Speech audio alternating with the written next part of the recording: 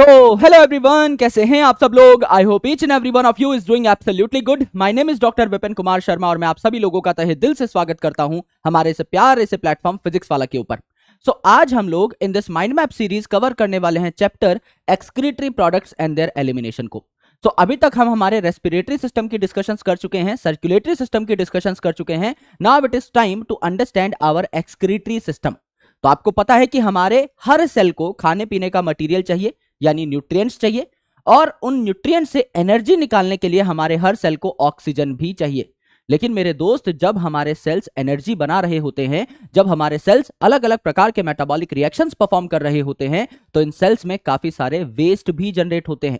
यहां पर CO2 भी बनती है, जो कि आप रेस्पिरेशन के थ्रू, एक्सक्रीशन प्रोसेस के थ्रू बाहर निकाल सकते हैं, या आप पर्टिकुलरली कह सकते हैं कि expiration process, that is also type of excretion, जहां पर आप CO2 को बाहर निकाल रहे हैं वाया योर रेस्पिरेटरी पाथवे। तो आप एक्सपिरेशन से CO2 को बाहर निकाल सकते हैं, लेकिन उसके अलावा there are a lot of toxic products जो आपके सेल के अंदर बनते हैं, जो आपके सेल के लिए बहुत ज्यादा हानिकारक हैं। और उन्हीं टॉक्सिक प्रोडक्ट्स में से एक ऐसी कैटेगरी है जिसके बारे में आज हम डिटेल में चर्चा करने वाले हैं, जिन्हें कहा जाता है नाइट्रोजनस वेस्ट, यानी ऐसे वेस्ट जो कि आपके सेल के किसी काम के नहीं है और उनमें नाइट्रोजन प्रेजेंट है।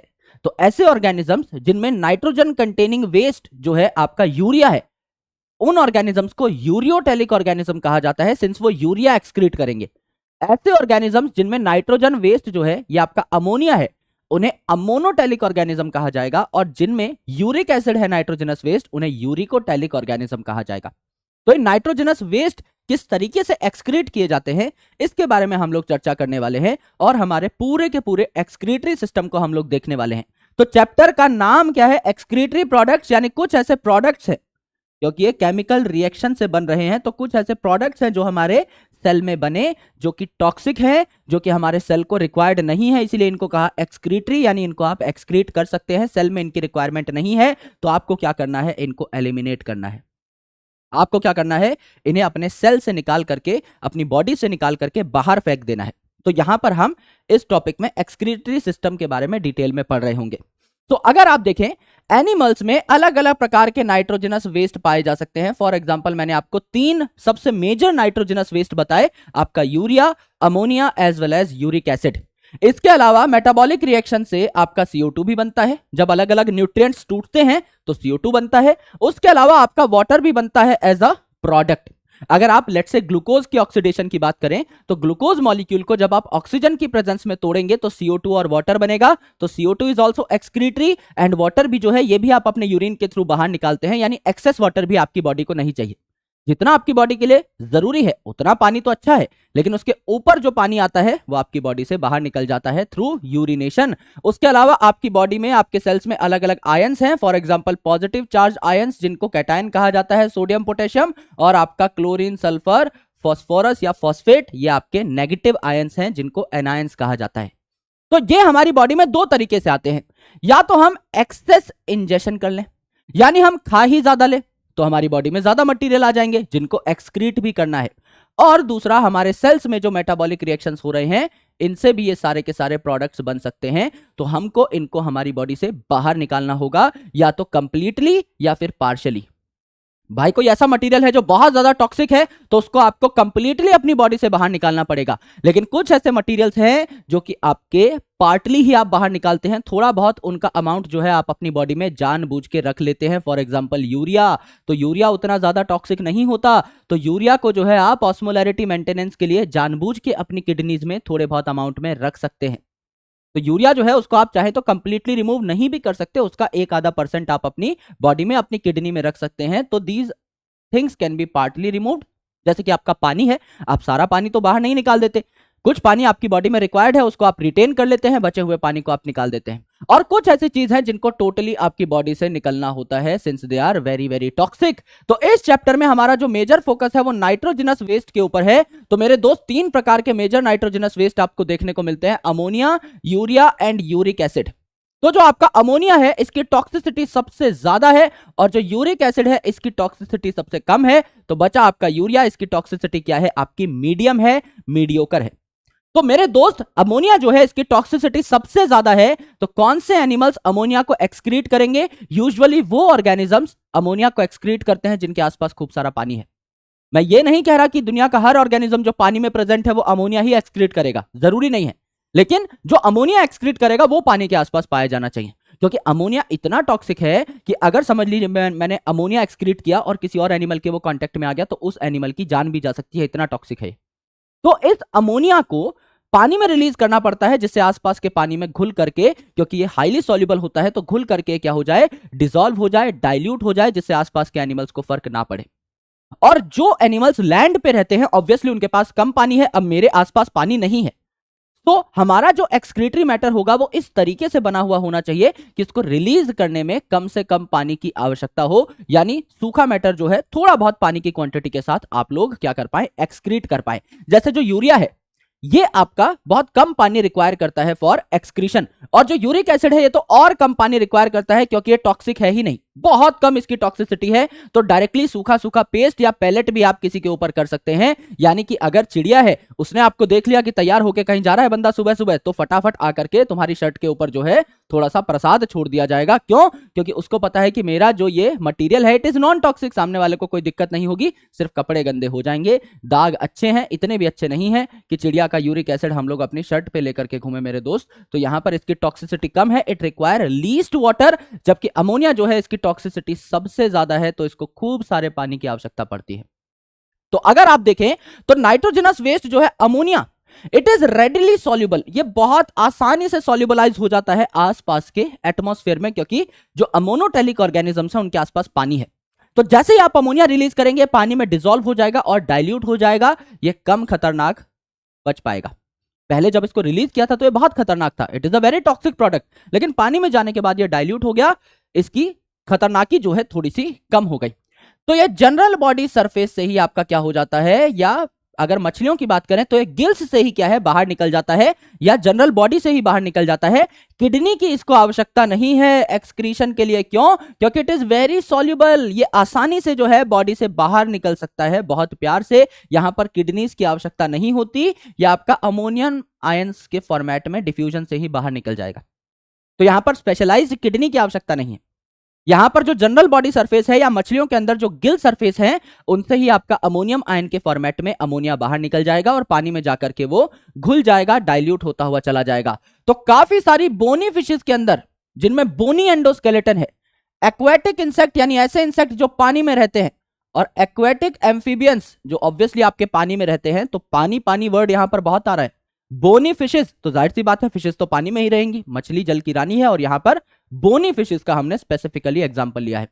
उसके अलावा एक्वेटिक इंसेक्ट और एक्वेटिक एम्फीबियंस ये जो है आपके क्या करेंगे, ये आपका यूजुअली अमोनिया एक्सक्रीट करते हैं। उसके अलावा यूरिया को अगर आप देखें और यूरिक एसिड को अगर आप देखें तो ये एक्सक्रीट किए जाते हैं usually by land animals, water वाले भी कर सकते हैं पर usually by land animals to save water.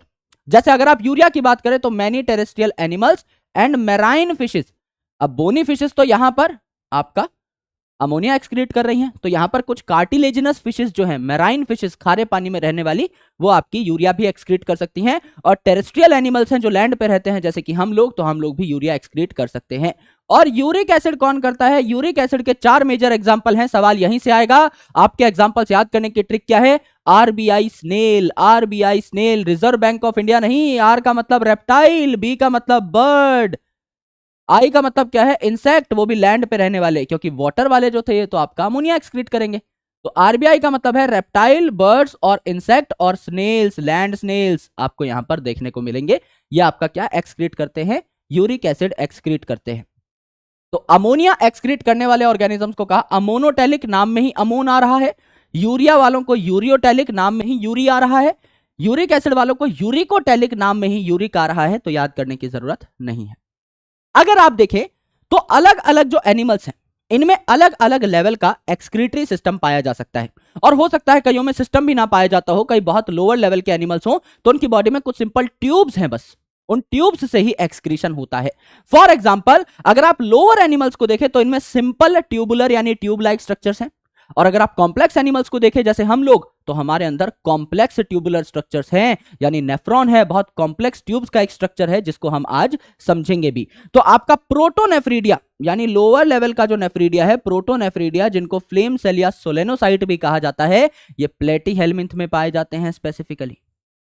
कुछ रोटिफर्स में पाए जाते हैं, लोअर लेवल के एनालिड्स में पाए जाते हैं और लोअर लेवल के कॉर्डेट्स यानी सिफेलोकॉर्डेट्स में पाए जाते हैं, जैसे एम्फियोक्सस या ब्रांकियोस्टोमा। अगर आप प्रोटोनेफ्रीडिया के हायर वर्जन की बात करें, नेफ्रीडिया की, तो प्रोटोनेफ्रीडिया पाया जा रहा था लोअर एनालिड्स में, तो आपका ये जो नेफ्रीडिया है ये पाया जाएगा आपका हायर लेवल के एनालिड्स में, जैसे कि आपका अर्थवॉर्म के अंदर। फिर आपका माल्फिजियन ट्यूब्यूल, ये तो आप पढ़ चुके हैं, किस में पाया गया था, आपका कॉकरोच के अंदर, यानी आपका इंसेक्ट्स के अंदर देखने को मिलेगा as the prime excretory structure. और एंटिनल ग्लैंड्स या ग्रीन ग्लैंड्स आपको देखने को मिलते हैं क्रस्टेशियंस में, फॉर एग्जांपल आपका प्रॉन के अंदर। और हमारे अंदर क्या देखने को मिलती हैं, आपको किडनीज देखने को मिलती हैं, जिसका स्ट्रक्चर हम थोड़ी देर में बहुत इलेबोरेटेड तरीके से पढ़ने वाले हैं, समझने वाले हैं। तो मेरे दोस्त, अगर आप हमारा एक्सक्रीटरी सिस्टम देखें तो एक्सक्रीटरी सिस्टम कुछ ऐसा दिखाई देता है। यह है हमारा एक्सक्रीटरी सिस्टम। क्या क्या है इस एक्सक्रीटरी सिस्टम में? सबसे पहली हमारी बीन शेप्ड, राजमा शेप्ड और राजमा जैसे कलर की, यानी कि लाल कलर की, ब्राउन कलर की आपकी किडनीज। तो ये आपकी 2 किडनीज होंगी, यानी एक पेयर ऑफ किडनी है जिनमें आपका यूरिन बनेगा। उसके बाद इस यूरिन को बनने के बाद कुछ ट्यूब्स के थ्रू, यानी इन यूरेटर्स के थ्रू भेज दिया जाएगा कहां, यूरिनरी ब्लैडर में। तो हर किडनी से अटैच्ड है एक एक ट्यूब, यानी एक एक यूरेटर। फिर ये जो दोनों यूरेटर हैं खुल जाएंगे कहां पर, यूरिनरी ब्लैडर में, यूरिनरी ब्लैडर में। और फिर ये जो यूरिनरी ब्लैडर है यहां पे थोड़ी देर के लिए यूरिन स्टोर होगा और फिर आपका ये जो यूरेथ्रा है इसके थ्रू आपका ये यूरिन बाहर निकल जाएगा, जिसको यूरिनेशन या मिक्चुरेशन का प्रोसेस भी कहा जाता है, जिसके मैकेनिज्म के बारे में हम लोग आज डिस्कस करेंगे। बहुत डिटेल्ड चैप्टर है, टेंशन लेने की जरूरत नहीं है। तो मेरे दोस्त, आपके एक्सक्रीटरी सिस्टम में क्या क्या आया? आपका किडनी कितनी हो गई? 2 किडनी। उसके बाद आपके यूरेटर कितने हो गए? 2 यूरेटर। आपका यूरिनरी ब्लैडर कितना हो गया? 1 यूरिनरी ब्लैडर और एक आपकी ओपनिंग, जिसको हमने क्या कह डाला, यूरेथ्रा कह डाला। तो क्या ये टोटल आपका एक्सक्रीटरी सिस्टम है? बिल्कुल है।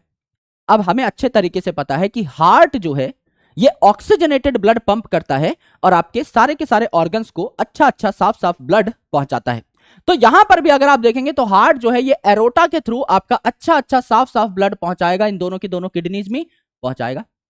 तो ये जो एरोटा है इसकी ब्रांचेस बन जाएंगी। एरोटा जो है उसको पूरी बॉडी में, ये मेन आर्टरी है जिसको पूरी बॉडी में ऑक्सीजनेटेड ब्लड पहुंचाना है, तो किडनी में भी ब्लड आएगा। तो किडनी में जाने वाली अलग से आर्टरीज की ब्रांचेस बन जाएंगी, जिन्हें कहा जाएगा रीनल आर्टरी। ऐसी आर्टरी जो कि किडनी में जाती हो साफ ब्लड लेकर के, इन्हें रीनल आर्टरी कहा जाएगा।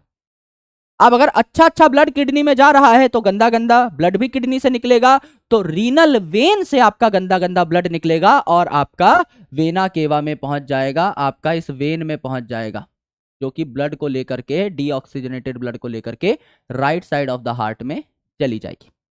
तो ये जो है किडनी, इसका ये वाला जो पार्ट है आपका इनर पार्ट आप कह सकते हैं, है ना, इनर कॉन्केव पार्ट आप कह सकते हैं। अगर यहां देखें तो कॉन्केव सरफेस बन रहा है, ऊपर देखें तो कॉन्वेक्स सरफेस बन रहा है। तो जो इनर कॉन्केव पार्ट है यहां पर आपकी जगह होती है, गेटवे होता है, जहां पर वेसल्स अंदर जा सकती हैं, बाहर जा सकती हैं, यूरेटर बाहर जा सकता है। तो दिस इज अ गेट, है ना। इस गेट को पर्टिकुलरली क्या कहा जाता है? हाइलम कहा जाता है, जिसके बारे में अभी हम चर्चा करेंगे। तो अगर आप देखें तो हमारा जो एक्सक्रीटरी सिस्टम है इसका मेन पार्ट है किडनी। हमारे पास 2 किडनी होती हैं जो कि राजमा कलर की यानी रेड टू ब्राउन कलर की होती हैं और राजमा जैसी शेप की यानी बीन शेप की होती हैं।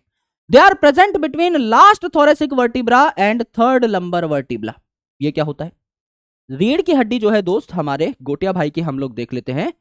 तो किसी भी इंसान की जो रीढ़ की हड्डी है इसमें पहली 7 बोन्स जो है, ये हमारे गोटिया भाई का स्ट्रक्चर है, इसमें पहली 7 बोन जो है ये गर्दन वाली, इनको कहा जाता है सर्वाइकल वर्टिब्रा।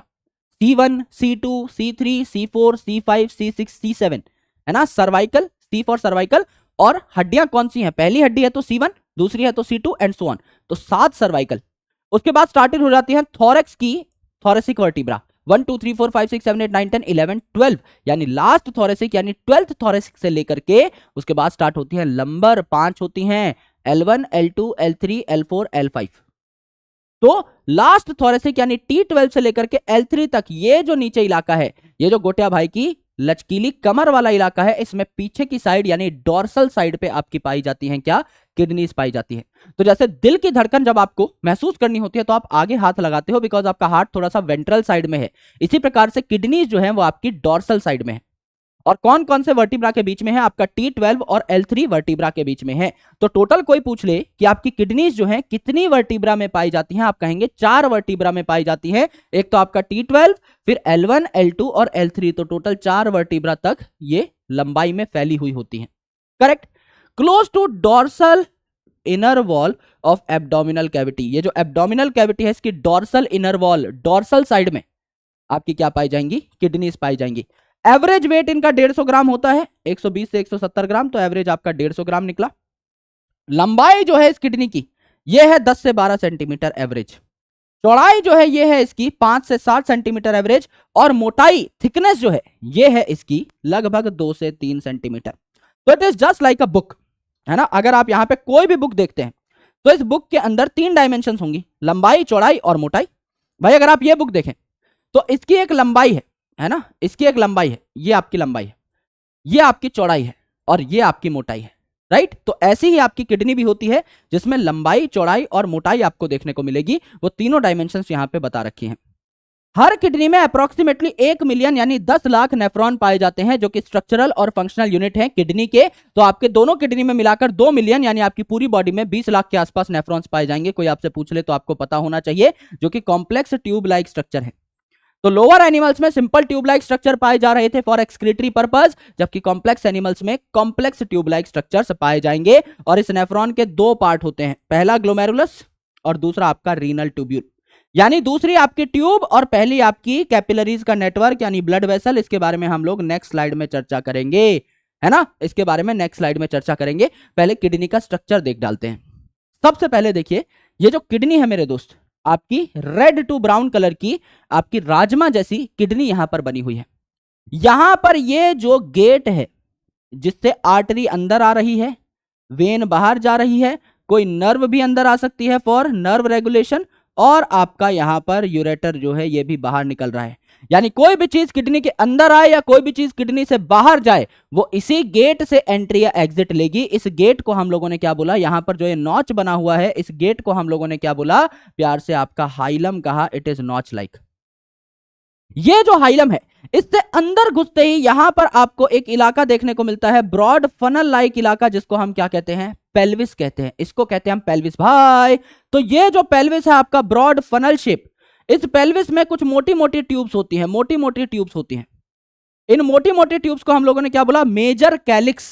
मेजर मोटी मोटी, और इन मोटी मोटी ट्यूब से कुछ पतली पतली ट्यूब्स निकलती हैं, इनको हम लोगों ने क्या कहा? माइनर कैलिक्स कहा। माइनर कैलिक्स कहा।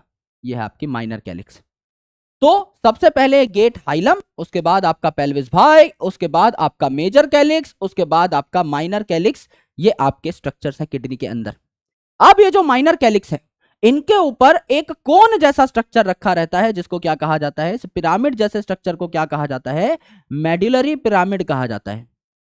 इसको मेडुलरी पिरामिड कहा जाता है क्योंकि किडनी के मेडुला रीजन में पाया जा रहा है, तो इसको मेडुलरी पिरामिड कहा। ये मेडुलरी पिरामिड है, यानी ये किडनी का जो अंदर का रीजन है ना, अंदर वाला रीजन, ये आपका कैसा रीजन है? ये आपका मेडुलरी रीजन है। और बाहर का जो रीजन है ये आपका लाल लाल बचा हुआ, ये कैसा है? ये आपका कॉर्टेक्स है। कॉर्टेक्स में ही अल्फाबेट आते हैं, COT, कॉर्टेक्स, यानी कि आपका कोट है। ये बाहर का लेयर जो है ये आपका कॉर्टेक्स है, और अंदर का पार्ट जो है किडनी में ये आपका क्या है? ये आपका मेडुला है। तो बाहर कॉर्टेक्स, अंदर मेडुला। तो किडनी में क्या क्या पार्ट हुए? किडनी का वो पार्ट जिससे ब्लड वेसल, नर्व्स, यूरेटर वगैरह एंटर करेंगे, ये है आपका हाइलम। हाइलम के जस्ट बाद पेल्विस भाई, ब्रॉड फनल लाइक स्ट्रक्चर। फिर आपकी मोटी मोटी ट्यूब्स, जिनको कह दिया मेजर कैलिक्स, और मेजर कैलिक्स से कनेक्टेड पतली पतली ट्यूब्स, जिनको कह दिया माइनर कैलिक्स। और माइनर कैलिक्स के बाद इनके ऊपर पाए जा रहे हैं मेडुलरी पिरामिड, जो आपको देखने को मिले, राइट। मेडुलरी पिरामिड जो आपको देखने को मिले। तो मेडुला जो है आपका किडनी का अंदर वाला पार्ट है, और कॉर्टेक्स जो है आपका किडनी का बाहर वाला पार्ट है। अब मेरे दोस्त देखिए, ये जो कॉर्टेक्स वाला रीजन है लाल लाल, मेडुला के बाहर ये जो कॉर्टेक्स वाला रीजन है लाल लाल, ये इन मेडुलरी पिरामिड्स के बीच में भी कहीं कहीं घुसा हुआ होता है। इन पिरामिड्स के बीच में भी कहीं कहीं घुसा होता है। तो इन पिरामिड्स के बीच में अगर ये घुसा हुआ है तो एक कॉलम लाइक स्ट्रक्चर बना रहा है, कॉलम, लंबा सा स्ट्रक्चर बना रहा है। इस कॉलम लाइक स्ट्रक्चर को कहा जाता है रीनल कॉलम या कॉलम ऑफ बर्टीनी। इसे कॉलम ऑफ बर्टीनी कहा जाता है। जब बाहर का कॉर्टेक्स इन मेडुला के बीच में घुसने की कोशिश करे लंबाई में खंबे जैसा, तो इसे कॉलम लाइक स्ट्रक्चर कहा जाता है। इसे कॉलम ऑफ बर्टीनी कहा जाता है। और किडनी के ऊपर ये जो टोपी की तरह बैठा हुआ है ये क्या है आपका एड्रिनल ग्लैंड है ना, ये क्या है आपका एड्रिनल ग्लैंड है जो आपको यहां देखने को मिला। सो अगर आप देखें तो नेफ्रॉन कहां पाए जाते हैं, नेफ्रॉन जो है आपका structural and functional unit of kidney, ये नेफ्रॉन यहां पाए जाते हैं, यहां पाए जाते हैं, ये नेफ्रॉन आपके यहां पाए जाते हैं। यानी मेजर पार्ट जो है नेफ्रॉन का ये कॉर्टेक्स इलाके में होगा, मेडुला में थोड़ा बहुत पार्ट जा रहा होगा। ये आपका नेफ्रॉन है जो आपके बाहर वाले साइड पे आपके लगे हुए होते हैं, कॉर्टेक्स पार्ट में लगे हुए होते हैं, मिलियंस में नेफ्रॉन, और इनकी छोटा सा जो पार्ट है वो आपका मेडुला में घुसा हुआ हो सकता है। ज्यादातर पार्ट जो है ये आपको नेफ्रॉन में ही देखने को मिलेगा। तो क्या होता है दोस्त, ये नेफ्रॉन जो है ये आपका यूरिन बनाते हैं, और यूरिन बनाकर ये कहां भेज देते हैं आपका इस मेडुलरी पिरामिड में। मेडुलरी पिरामिड के बाद क्या कनेक्टेड है, माइनर कैलिक्स, माइनर कैलिक्स के बाद मेजर कैलिक्स, फिर आपका पेल्विस भाई, फिर आपका हाइलम से होता हुआ यूरेटर में चला जाएगा आपका यूरिन, फिर यूरेटर से होता हुआ यूरिनरी ब्लैडर में, और फिर आपका यूरेथ्रा के थ्रू बाहर। This is the total pathway. यानी आपका यूरिन बनेगा कहां पर, आपका यूरिन बनेगा नेफ्रॉन में। Nephron is the structural and functional unit, functional unit है यानी कि एक्सक्रीशन का काम यही करेगा। तो यहां पर थोड़ा सा पार्ट जो है इसका मेडुला में आया हुआ होता है नेफ्रॉन का, मैंने बताया ज्यादातर पार्ट कॉर्टेक्स में, एंड का थोड़ा सा पार्ट मेडुला में। क्यों, क्योंकि एंड का जो थोड़ा सा पार्ट है वो यूरिन को छोड़ देगा मेडुला में। तो पहले मेडुलरी पिरामिड में गया यूरिन, फिर माइनर कैलिक्स, फिर मेजर कैलिक्स, फिर पेल्विस, फिर हाइलम से होता हुआ यूरेटर, फिर यूरेटर से होता हुआ यूरिनरी ब्लैडर, फिर यूरेथ्रा से होता हुआ बाहर। This is the complete flow of urine, correct, जो आप लॉजिकली भी समझ सकते हैं। जब हमने स्ट्रक्चर पढ़ा किडनी का तो हम आपका किडनी के अंदर घुसे, लेकिन अब हमें यूरिन जो किडनी में बन रहा है इसको किडनी के बाहर लेके आना है, तो उल्टा चल पड़ो। जब किडनी का स्ट्रक्चर पढ़ा तो पहले हाइलम पढ़ा, फिर ब्रॉड पार्ट पढ़ा रीनल पेल्विस, फिर मेजर कैलिक्स, माइनर कैलिक्स, फिर मेडुलरी पिरामिड, फिर बाहर की साइड कॉर्टेक्स। अब उल्टा चल पड़ो, कॉर्टेक्स में नेफ्रॉन का मेजर पार्ट है, फिर वो थोड़ा सा पार्ट जो बचा हुआ है वो आया मेडुला में, तो मेडुलरी पिरामिड में वो हल्का सा डिप किया, उसके बाद जो है मेडुलरी पिरामिड से आपका माइनर कैलिक्स, फिर मेजर कैलिक्स, फिर रीनल पेल्विस, उसके बाद आपका हाइलम, फिर यूरेटर से होता हुआ यूरिनरी ब्लैडर, और फिर सुसु बाहर। तो उल्टा चल पड़ो, आपको पूरा का पूरा डेटा समझ में आ जाएगा और याद हो जाएगा, करेक्ट। अब देखिए भैया नेफ्रॉन कैसा दिखाई देता है। तो नेफ्रॉन के दो पार्ट्स होते हैं। पहला पार्ट है नेफ्रॉन का वो है आपका ग्लोमेरुलस। तो यहां से यहां तक का जो स्ट्रक्चर है this is basically your nephron, right. तो नेफ्रॉन में पहला पार्ट जो है ये क्या है, ग्लोमेरुलस। तो ग्लोमेरुलस क्या है भाई, ये जो आपकी किडनी है, ये जो आपका नेफ्रॉन है, इसमें ताजा ताजा ऑक्सीजनेटेड ब्लड आ रहा होगा। तो ऑक्सीजनेटेड ब्लड आपका कहां से आता है, आर्टरीज से। तो आपकी मोटी सी एक आर्टरी थी जो पूरी ब्लड में ऑक्सीजनेटेड ब्लड पहुंचाती है, उस सबसे मोटी आर्टरी को हमने क्या कहा, एरोटा। फिर उस एरोटा को अलग अलग बॉडी पार्ट्स में, अलग अलग ऑर्गन्स में ब्लड पहुंचाना है, तो वो डिस्ट्रीब्यूट हो जाती है, अलग अलग आर्टरी बना लेती है ना। आपका हेपेटिक आर्टरी बना लेती है लिवर में ब्लड ले जाने के लिए, आपका रीनल आर्टरी बना लेती है किडनी में ब्लड ले जाने के लिए, तो ये आपका रीनल आर्टरी यहां पर आ जाती है। फिर रीनल आर्टरी के भी छोटे छोटे टुकड़े हो जाते हैं, किडनी भी बहुत बड़ी है तो पतले पतले आर्टेरियोल्स बन जाते हैं, और आगे चल के कैपिलरीज बन जाती हैं। इन कैपिलरी का गुच्छा जो आपको यहां पर देखने को मिला, इन कैपिलरी का गुच्छा ये कहलाता है ग्लोमेरुलस। दिस कैपिलरी का गुच्छा इज कॉल्ड एज ग्लोमेरुलस। ये नेफ्रॉन का फर्स्ट पार्ट है। तो नेफ्रॉन में काफी सारी ट्यूब हैं जो मैंने व्हाइट कलर से दिखाई हैं, पूरा का पूरा पार्ट बचा हुआ ट्यूब है, सिर्फ ये इकलौता लाल कलर का जो पार्ट है इतना, इसको हम क्या कहते हैं, कैपिलरी के गुच्छे को, इसको ग्लोमेरुलस कहते हैं। तो afferent arteriole, A for afferent, A for आने वाला, तो आने वाला जो है ब्लड लेकर जो आ रहा है एफरेंट आर्टेरियोल, फिर कैपिलरीज का गुच्छा बन गया, और फिर यह है इफरेंट आर्टेरियोल। ई का मतलब क्या है, ई का मतलब एग्जिट लेने वाला यानी जाने वाला। तो ए फॉर एफरेंट आने वाला, ई फॉर इफरेंट जाने वाला, ठीक है। तो ये एफरेंट आर्टेरियोल, ये इफरेंट आर्टेरियोल, और ये बीच में आपका कैपिलरीज का गुच्छा बना है जिसको हमने क्या कह दिया, ग्लोमेरुलस कह दिया। ये फर्स्ट पार्ट है आपका किसका, नेफ्रॉन का।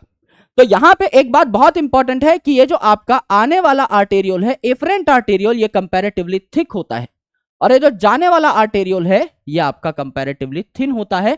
इस चीज को हम लोग थोड़ा और डिटेल में पढ़ेंगे, अभी के लिए बस इतना याद रखना है कि आने वाला जो आर्टेरियोल है इट इज थिक, ये मोटा है, और आगे जो जाने वाला आर्टेरियोल है ये पतला है।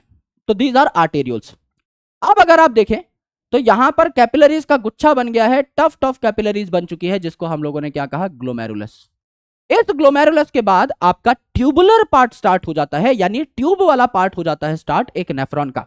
तो एक नेफ्रॉन जो है इसमें इस ग्लोमेरुलस को घेरने वाला डबल वॉल्ड, दो वॉल यहां पर बनी हुई है, ये double walled cup like structure जो है इसको क्या बोला, इसको हम लोगों ने बोला बोमन्स कैप्सूल। ये कैप्सूल है, इसको हम लोगों ने क्या कहा, बोमन्स कैप्सूल कहा। तो ये जो ग्लोमेरुलस था अंदर और इसके जस्ट बाद ये जो बोमन्स कैप्सूल है, इनको मिला करके क्या कहा जाता है, इनको कहला सकते हैं हम लोग रीनल कॉर्पसल या रीनल बॉडी या माल्फिजियन बॉडी या माल्फिजियन कॉर्पसल।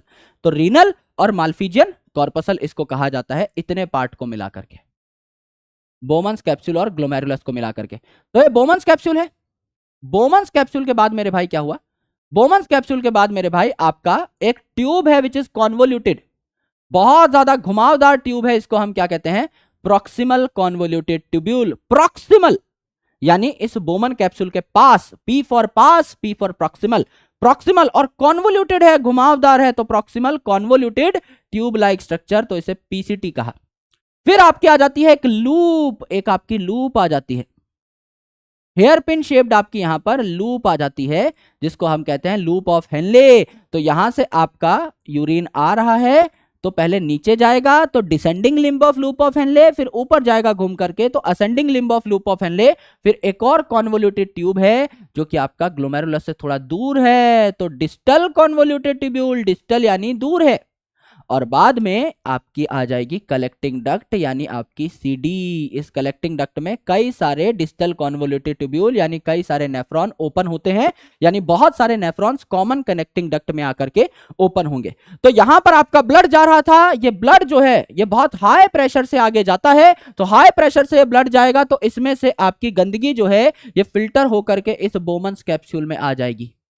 अगर गंदगी फिल्टर होकर के इस बोमन कैप्सूल में आ गई तो बोमन कैप्सूल के बाद ये चली जाएगी पीसीटी में, पीसीटी के बाद descending limb of loop of Henley में, फिर ascending limb of loop of Henley में, फिर आपका डीसीटी में, एंड उसके बाद आपका कलेक्टिंग डक्ट में, और यहां से आपका यूरिन बाहर निकल जाएगा। तो कलेक्टिंग डक्ट है ये कहां पे डूबा हुआ था, मेडुला में, तो मेडुलरी पिरामिड में आपका यूरिन चला जाएगा, उसके बाद माइनर कैलिक्स में, फिर मेजर कैलिक्स में, फिर रीनल पेल्विस में, फिर हाइलम से होता हुआ यूरेटर में, फिर यूरिनरी ब्लैडर में, फिर बॉडी के बाहर।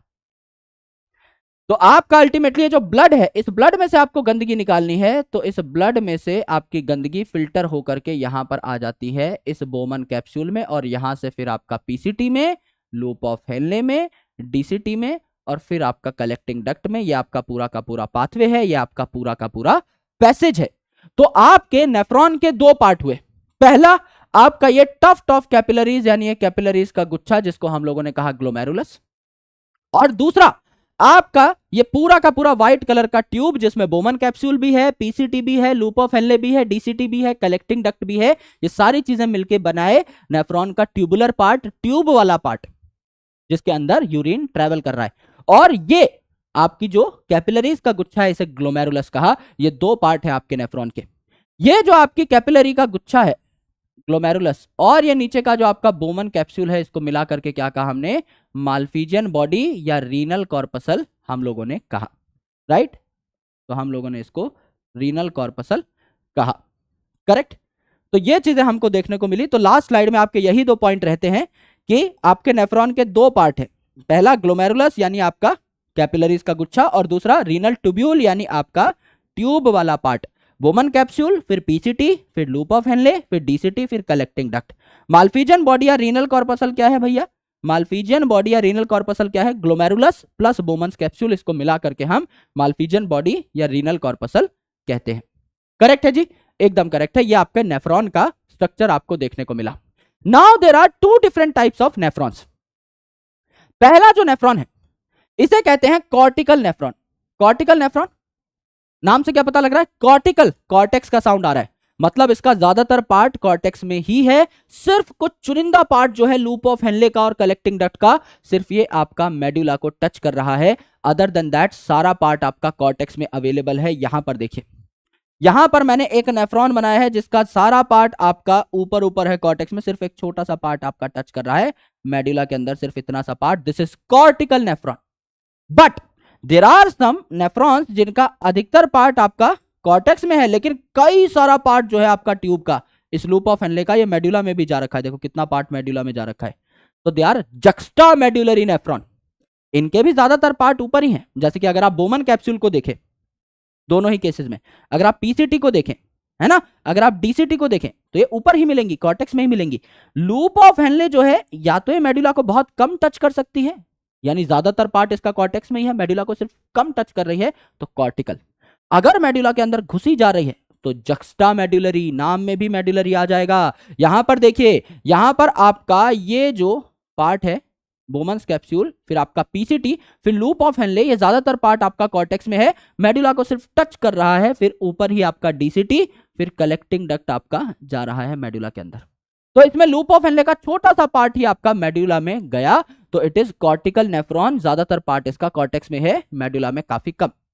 अगर मेरे दोस्त ये है इसका बोमन कैप्सूल, ये पीसीटी, लूप ऑफ हेनले इतनी लंबी हो चुकी है कि इसका ज्यादातर पार्ट आपका अब मेडुला में चला गया, ये डीसीटी और ये कलेक्टिंग डक्ट तो मेडुला में यूरिन को लेकर के जाएगी ही। यहां पर देखो कितना सारा पार्ट आपका मेडुला में आ गया, तो कई सारा पार्ट आपका मेडुला में आ गया। तो ये कैसा नेफ्रॉन है, जक्स्टा मेडुलरी, और यहां पर बहुत थोड़ा सा पार्ट आपका मेडुला में आया है, ज्यादातर कॉर्टेक्स में ही है, तो नाम में ही क्या आ जाएगा, कॉर्टिकल। तो ज्यादातर जो नेफ्रॉन होते हैं आपके कॉर्टिकल ही होते हैं, इनका लूप ऑफ हेनले जो है ये काफी छोटा होता है, तो ये मेडुला में कम घुस पाता है। और जक्स्टा मेडुलरी अगर आप देखें तो इनका नंबर काफी कम होता है, लगभग 20% के आसपास ही, आपके 15 से 20% के आसपास ही जो नेफ्रॉन है जक्स्टा मेडुलरी होते हैं, लेकिन इनका लूप ऑफ हेनले बहुत बड़ा होता है, तो अल्टीमेटली मेडुला में बहुत बढ़िया तरीके से क्या कर पाते हैं, पेनिट्रेट कर पाते हैं। एक और इंपॉर्टेंट चीज है यहां पर जो एनसीईआरटी में लिख रखी है कि जो आपके कॉर्टिकल हैं इनमें वासा रेक्टा जो है इट इज एब्सेंट और रिड्यूस्ड, जबकि आपका जक्स्टा मेडुलरी जो है इसमें आपका वासा रेक्टा वेल डेवलप्ड होगी। तो सवाल यह है कि सर ये वासा रेक्टा क्या है। मैंने आपको बताया कि this is your afferent arteriole, फिर इसने बना ली कैपिलरीज और उनका गुच्छा, और फिर बन गया इफरेंट आर्टेरियोल। ये जो इफरेंट आर्टेरियोल है इसकी भी ब्रांचेस बनेंगी, और इसके कुछ ब्रांचेस आ करके ये जो आपका लूप ऑफ हेनले वाला पार्ट है इसको सराउंड कर लेती है। ये लूप ऑफ हेनले को पूरे तरीके से सराउंड कर लेती हैं, इसके पैरेलली इसको घेर लेती हैं, एक सांप की तरह इससे लिपट जाती हैं। इसे क्या कहा जाता है, वासा रेक्टा कहा जाता है। तो ये आपकी हेयर पिन लाइक स्ट्रक्चर थी आपकी लूप ऑफ हेनले। इसी के चारों ओर मान के चलिए कि ये जो आपकी वासा रेक्टा है इसने एक यू शेप्ड आपकी ब्लड वेसल जो है इसने एक शेप ले ली है, इसी लूप ऑफ हेनले को एकदम पैरेलली घेर लिया गया है, इसे कहते हैं वासा रेक्टा। तो यहां पर बहुत डीपली जा रहा है आपका ये लूप ऑफ हेनले, तो इसके चारों ओर वासा रेक्टा पाई जाती है। जबकि अगर आप देखें तो यहां पर आपका वासा रेक्टा इतनी वेल डेवलप्ड नहीं होती, पूरे के पूरे नेफ्रॉन को नहीं घेरती। तो या तो यहां वासा रेक्टा रिड्यूस्ड है, वेल डेवलप्ड नहीं है, या फिर एब्सेंट भी हो सकती है, हो सकता है वासा रेक्टा हो ही ना। लेकिन दूसरा जो है जक्स्टा मेडुलरी, इसमें आपका बहुत डीपली जा रहा है आपका नेफ्रॉन का पार्ट, लूप ऑफ हेनले का पार्ट मेडुला में, तो इसको वासा रेक्टा क्या करती है, सराउंड करके रखती है। तो दिस इज वेरी इंपॉर्टेंट कि ये वासा रेक्टा जो है मेरे दोस्त ये यहां पर पाई जा रही होती है in the juxta medullary nephron, और यहां आपकी या तो बहुत लेस डेवलप्ड होगी या फिर आपकी नहीं पाई जा रही होगी। ये आपके 2 डिफरेंट टाइप ऑफ नेफ्रॉन्स थे। अब देखिए भैया यूरिन फॉर्मेशन, यूरिन बनता कैसे है। तो यूरिन बनने में 3 स्टेप्स होते हैं।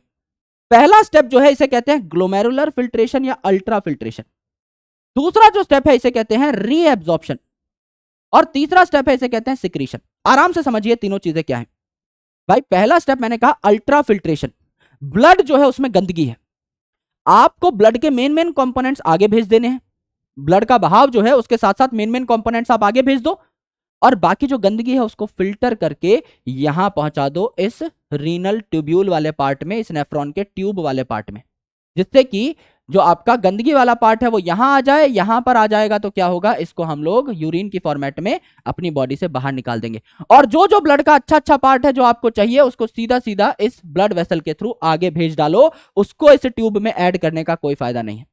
तो अगर आप देखें तो हार्ट जो है कितना ब्लड पंप करता है इन एवरी मिनट, आपको मैंने लास्ट चैप्टर में ही पढ़ाया था कि एक वेंट्रिकल एक हार्ट बीट के दौरान 70 ml ब्लड पंप करता है, इसे स्ट्रोक वॉल्यूम कहा, और 1 मिनट में आपका हार्ट 72 टाइम्स धड़कता है, यानी कि आपका 1 मिनट में एक वेंट्रिकल कितना ब्लड पंप करता है, लगभग 5040 ml, यानी लगभग 5 लीटर के आसपास। इसे हमने कार्डियक आउटपुट कहा था।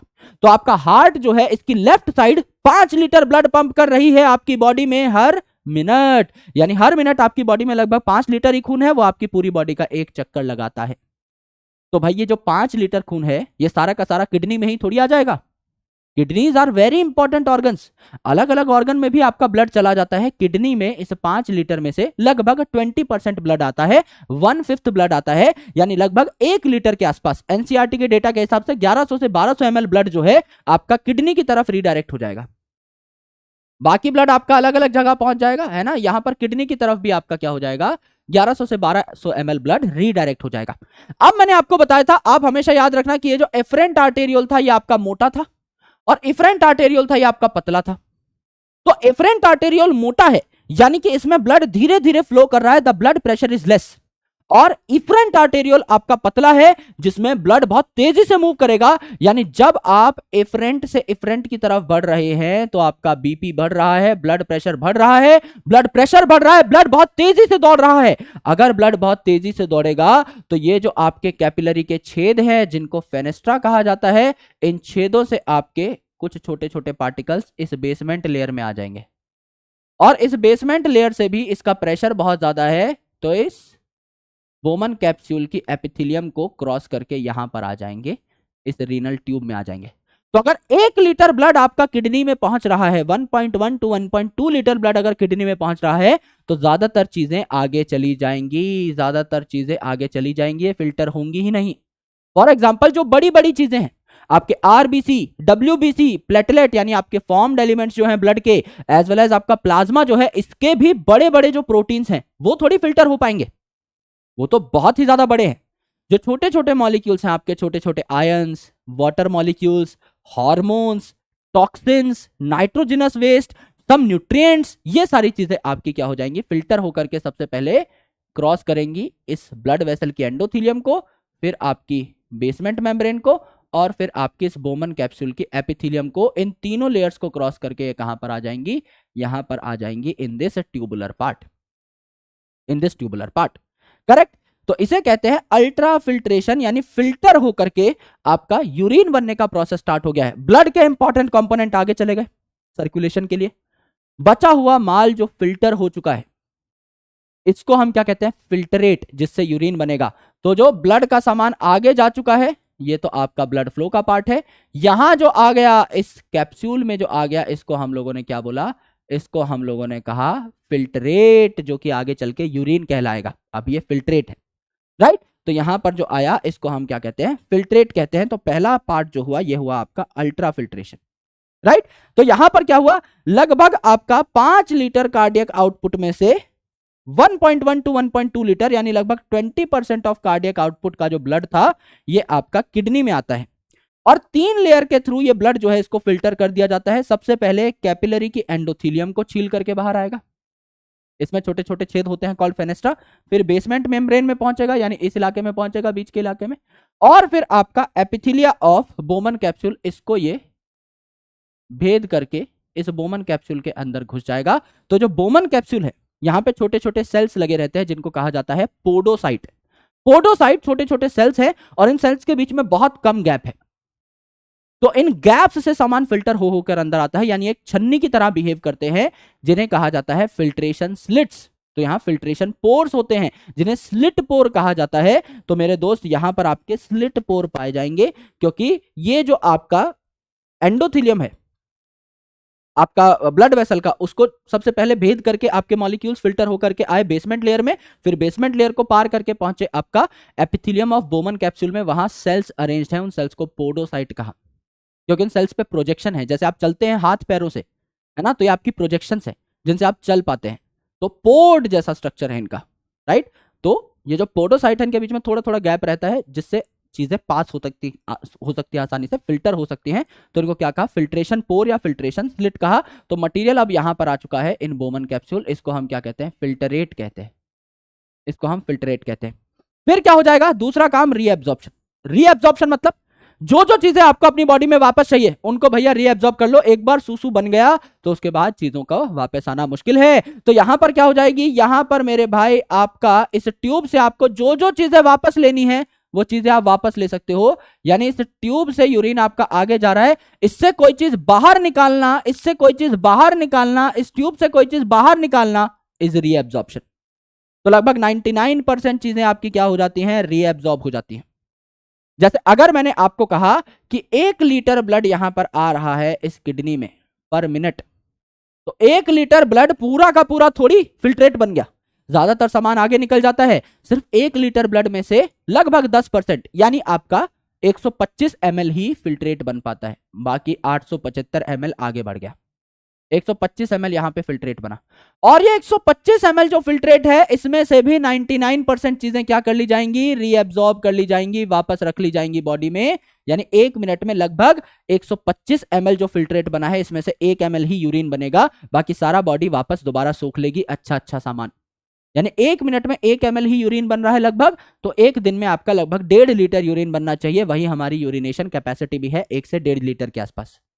तो जरूरी नहीं है कि भाई जितना ब्लड आ रहा है सबका सब फिल्ट्रेट बने। 1 लीटर ब्लड आया सिर्फ 125 ml फिल्ट्रेट बना, और जरूरी नहीं है जितना फिल्ट्रेट बने उतना उतना यूरिन भी बने। भाई जो फिल्ट्रेट है इसमें भी 99% चीजें आपने रीअब्सॉर्ब कर ली, तो 125 ml में से 99% चीजें आपने रीअब्सॉर्ब कर ली, मुश्किल से 1.25 ml आपका क्या बना है, यूरिन बना है। That is the case, correct. तो कुछ चीजें ऐसी हैं जिनको आप एक्टिवली भी रीअब्सॉर्ब करते हो एनर्जी लगा करके, जैसे आपका यहां पर हो जाएगा कंगा।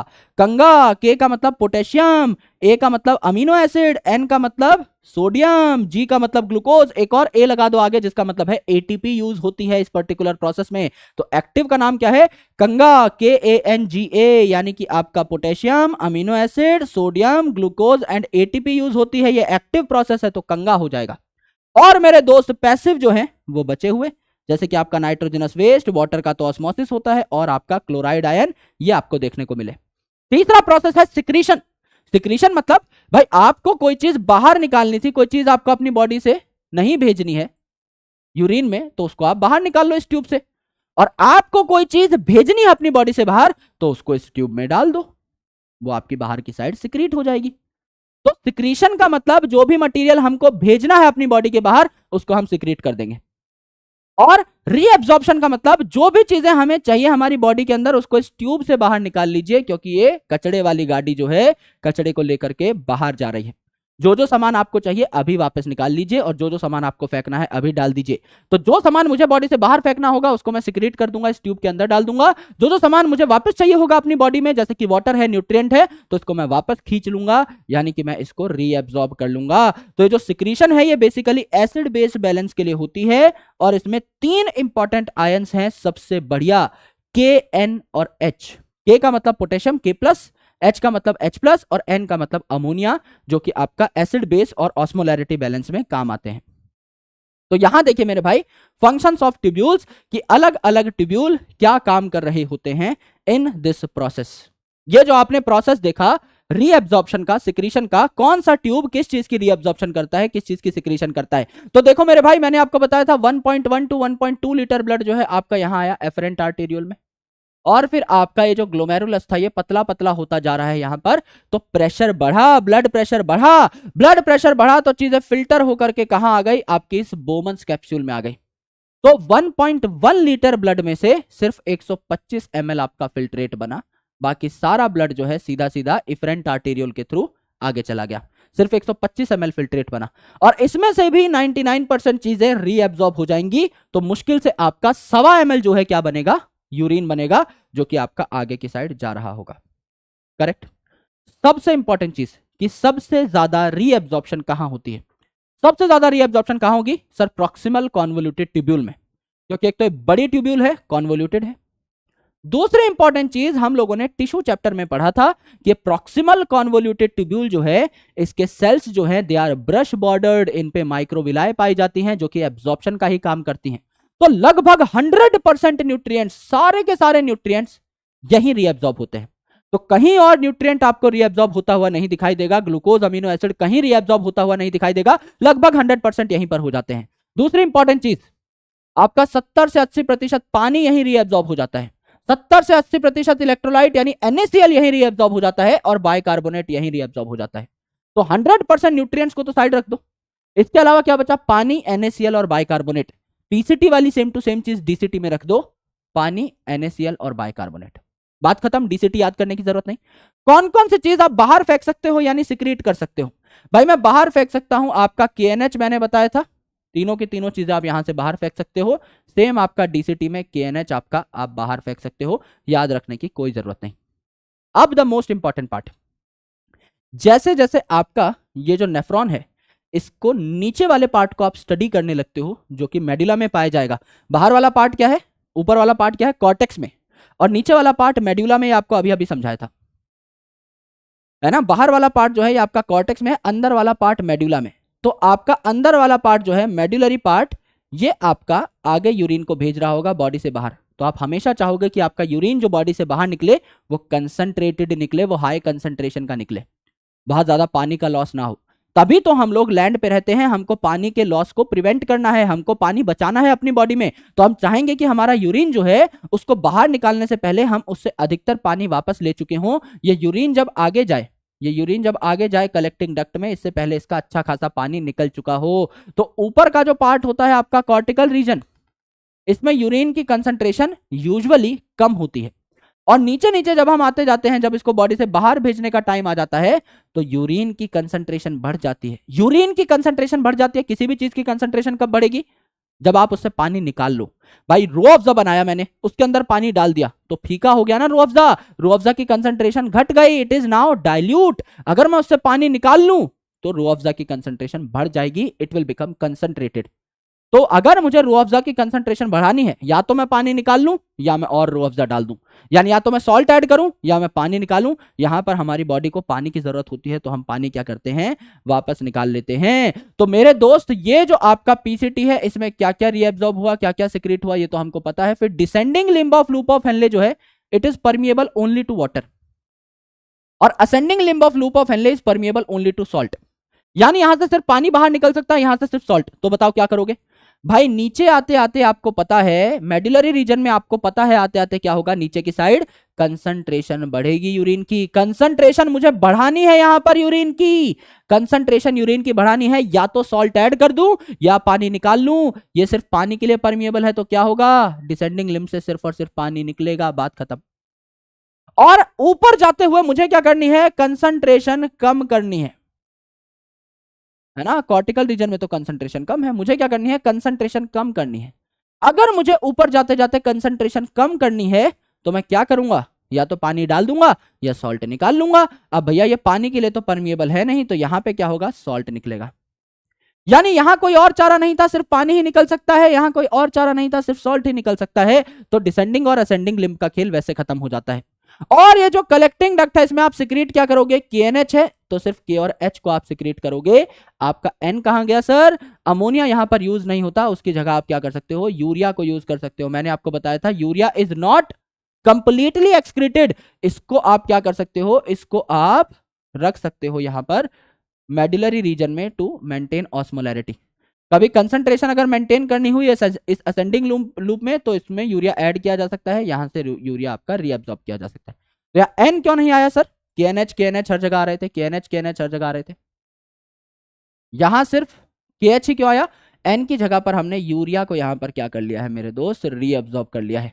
और खूब सारा पानी भी हम लोगों ने निकाल लिया है इस कलेक्टिंग डक्ट से। क्यों, क्योंकि जैसे जैसे आप नीचे जाते जाओगे आपकी यूरिन की कंसंट्रेशन बढ़ेगी। कंसंट्रेशन कब बढ़ेगी, जब या तो मैं सॉल्ट डाल दूं या मैं पानी निकाल लूं। तो मैंने पानी निकाल लिया, यानी अधिकतर पानी मैंने रीअब्सॉर्ब कर लिया, 70 से 80% यहां पर टीसीटी में, लगभग आपका यहां पर भी थोड़ा बहुत परसेंटेज डीसीटी में। इसको कहते हैं कंडीशनल रीअब्सॉर्प्शन। थोड़ी देर में बताऊंगा इसको कंडीशनल क्यों कहा, क्योंकि कुछ हार्मोन्स हैं जिनके सिग्नल पे आपकी ये रीअब्सॉर्प्शन होती है डीसीटी से। पीसीटी का तो काम ही है एब्जॉर्प्शन करना, ये तो माइक्रोविलाई कंटेन कर रहा है, इसका काम तो रीअब्सॉर्प्शन करना है ही। लेकिन मेरे दोस्त डीसीटी जो है कुछ हार्मोन्स के कहने पे ये भी अपने रीअब्सॉर्प्शन कैपेसिटी को बढ़ा लेता है, ये भी सोडियम और वाटर को रीअब्सॉर्ब कर लेता है। तो ये भी कंडीशनल रीअब्सॉर्प्शन कहलाता है। कंडीशन है भाई, हार्मोन होना चाहिए आपके पास, तब ये काम चलेगा, करेक्ट। तो this is your function of tubules. Now हम लोग बात करते हैं काउंटर करंट मैकेनिज्म की। इस काउंटर करंट मैकेनिज्म को हम क्या कहते हैं, mechanism of concentration of filtrate. यानी यहां पर आपने इस ब्लड को फिल्टर किया, ब्लड को फिल्टर करने पे ये जो आपका बना बोमन कैप्सूल के अंदर 125 ml सोल्यूशन, इसको हम क्या कहते हैं, फिल्ट्रेट, जो कि फिल्टर होके आया है, इससे हमें यूरिन बनाना है। तो this is called as filtrate. इस फिल्ट्रेट की हमको क्या करनी है, कंसंट्रेशन बढ़ानी है, इसलिए हमें कहा mechanism of concentration of filtrate, क्योंकि यहां पर इसकी जो कंसंट्रेशन थी बाहर निकलते निकलते इसका काफी सारा पानी हमने सोख लिया, 99% पानी हम लोगों ने सोख लिया, तो इसकी कंसंट्रेशन काफी बढ़ चुकी है। यानी हमें पूरा पानी, सारे इंपॉर्टेंट न्यूट्रिएंट्स सोख लेने हैं वापस, जिससे कि आपका यूरिन जो है जो बने वो हाईली कंसंट्रेटेड बने। तो यहां पर हम 4 गुना कंसंट्रेटेड यूरिन बना सकते हैं मैमल्स। तो अगर आप देखें तो कॉर्टेक्स में आपकी कितनी कंसंट्रेशन होती है, कॉर्टेक्स में 300 मिलीओल मोल्स पर लीटर, आपकी मिली ऑस्मोल पर लीटर, है ना। ऑस्मोल यानी ऑस्मोलैरिटी का साउंड यहां पर आ रहा है, तो 300 मिली ऑस्मोल पर लीटर यहां पर कंसंट्रेशन थी। नीचे नीचे आप जाते गए, ये कंसंट्रेशन आपकी क्या हो गई, मैक्सिमम हो गई। जब आपको यूरिन को बाहर निकालना है तो ये 300 से बढ़ के 1200 मिली ऑस्मोल पर लीटर हो गई। तो आपने यूरिन की कंसंट्रेशन को 4 गुना बढ़ाया। कैसे बढ़ाया? Via this counter current mechanism. तो काउंटर करंट मैकेनिज्म क्या है? काउंटर करंट मैकेनिज्म ये है भैया, ये जो आपका लूप ऑफ हेनले है, इसमें एक लूप नीचे की साइड जा रही है, एक लूप ऊपर की साइड जा रहे हैं, तो काउंटर करंट हुआ, यानी अपोजिट करंट हुआ, एक लूप नीचे एक लूप ऊपर। सिमिलरली जो यहां पर वासा रेक्टा है, जो यहां पर वासा रेक्टा आई थी, ये जो इफरेंट आर्टेरियोल थी, इससे जो वासा रेक्टा बन के आई थी, इस वासा रेक्टा की भी एक लूप आपके नीचे एक लूप आपके ऊपर, जो इसके पैरेलली होती है। यानी अगर आप देखोगे तो यहां पर this is descending loop, this is ascending loop, यहां पर दिस इज डिसेंडिंग लूप, उल्टा दिस इज असेंडिंग लूप, यानी यहां से ब्लड जो है आपका नीचे जाएगा, यहां से ब्लड आपका क्या आएगा, ऊपर आएगा। तो ये वासा रेक्टा जो है it is opposite to this loop of Henle. ये जो लूप ऑफ हेनले है ये यहां से यहां जा रहा है, पहली बात तो, है ना। और इसके जो दोनों की दोनों लिम्स हैं, इसमें भी डायरेक्शन आपकी अपोजिट है फिल्ट्रेट की, आपका डिसेंडिंग लूप फिर असेंडिंग लूप। वासा रेक्टा जो है इसके पैरेलल जो है इसकी डायरेक्शन डिसेंडिंग है, और इस डिसेंडिंग वाली लूप ऑफ हेनले के साइड में जो वासा रेक्टा है इसकी दिशा असेंडिंग है। तो इस ऊपर वाले के पैरेलल ये नीचे वाला, इस नीचे वाले के पैरेलल ये ऊपर वाला, और यहां पर ये नीचे वाला ये ऊपर वाला, इनकी डायरेक्शन भी अपोजिट, और ये नीचे वाला ये ऊपर वाला, इनकी डायरेक्शन भी अपोजिट। इसे कहते हैं counter current mechanism. Counter current मतलब करंट जो है या फिर आपका किसी भी चीज का फ्लो जो है ये उल्टा बह रहा है। तो यहां पर चीजें नीचे जा रही हैं, यहां पे ऊपर, तो काउंटर हो गया। यहां पे चीजें नीचे जा रही हैं, यहां ऊपर, तो काउंटर हो गया। और इस ऊपर वाले के पैरेलल में ये नीचे वाली वासा रेक्टा आएगी, इस नीचे वाले के पैरेलल में ऊपर वाली वासा रेक्टा आएगी। So this is called as counter current. अब आपको पता है अच्छे तरीके से कि यहां पर NaCl जो है it is a salt, and urea जो है इसका कुछ अमाउंट हम लोग जानबूझ के रखते हैं ब्लड में, जिससे कि हम लोग क्या कर सके, या फिर हम लोग किडनी में रखते हैं कुछ अमाउंट जानबूझ के, जिससे हम ऑस्मो रेगुलेशन कर सके। तो NaCl और यूरिया का मेन काम है ऑस्मो रेगुलेशन में। मैंने आपको क्या बताया, जैसे जैसे आप नीचे जाते जाओगे वैसे वैसे, जैसे जैसे आप मेडुला में जाते जाओगे वैसे वैसे आपका यूरिन की कंसंट्रेशन बढ़ती जाएगी। तो कॉर्टिकल रीजन में यूरिन की कंसंट्रेशन क्या थी, 300 मिली ऑस्मोल पर लीटर, और मेडुला के इनर पार्ट में आपकी कितनी हो गई, 1200, 4 गुना ज्यादा, दैट इज 1200 मिली ऑस्मोल पर लीटर। कैसे हुई? क्योंकि नीचे नीचे जब आप आते गए मेरे भाई, नीचे नीचे जब आप आते गए, तो इस लूप ऑफ हेनले में ये जो डिसेंडिंग लिंब थी, नीचे नीचे जैसे आप आते गए, इसने क्या किया, खूब सारा पानी रिलीज कर दिया।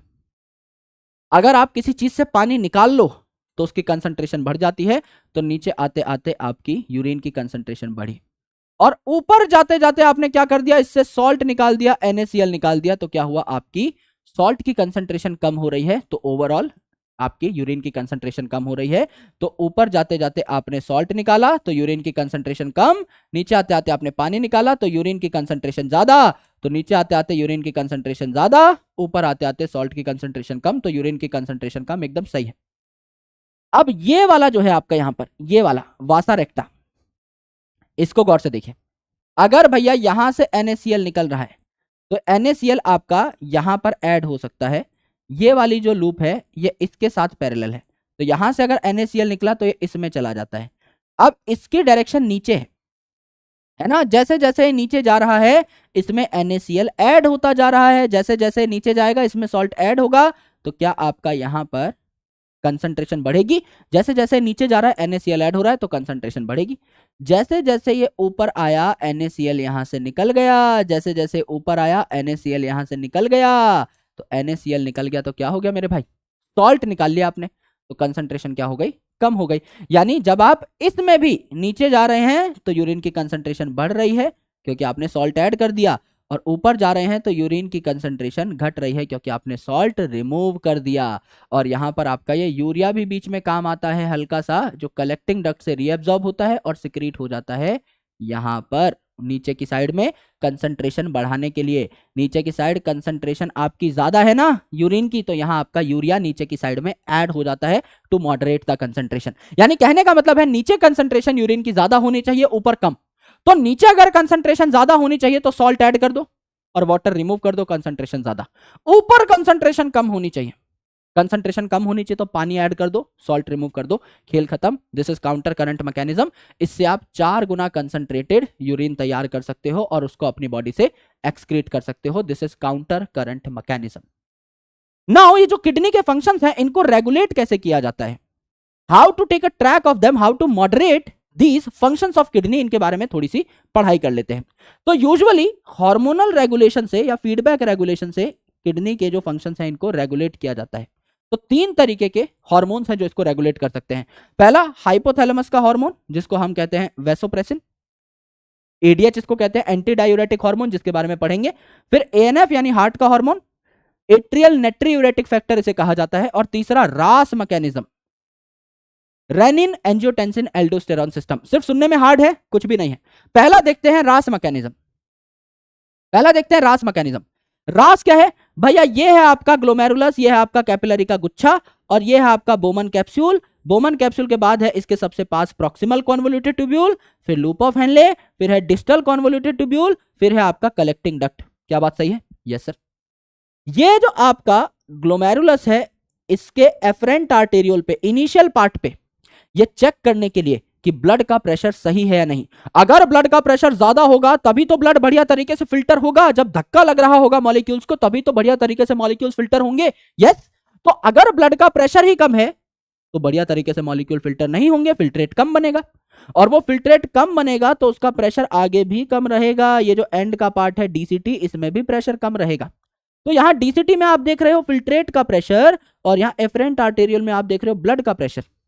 अगर आपको एकदम कंफर्म करना है कि भाई ब्लड का प्रेशर और फिल्ट्रेट का प्रेशर कम है या ज्यादा, तो एक स्टार्ट का पॉइंट देख लो, एक एंड का पॉइंट, जिससे एकदम ही कंफर्म हो जाए कि आपका स्टार्टिंग में प्रेशर कम हो, बाद में बढ़ गया हो, या बाद में आपका घट गया हो, स्टार्टिंग में अच्छा रहा हो प्रेशर। तो आप स्टार्टिंग में भी देखते हैं तो यहां कुछ आपके सेंसरी सेल्स पाए जाते हैं एफरेंट आर्टेरियल पे जो देखते हैं कि यार ब्लड का प्रेशर सच में कम है, और एंड पार्ट पे डीसीटी पे पाए जाते हैं कुछ आपके सेंसरी सेल्स जो कहते हैं कि हाँ यार फिल्ट्रेट का प्रेशर सच में कम है।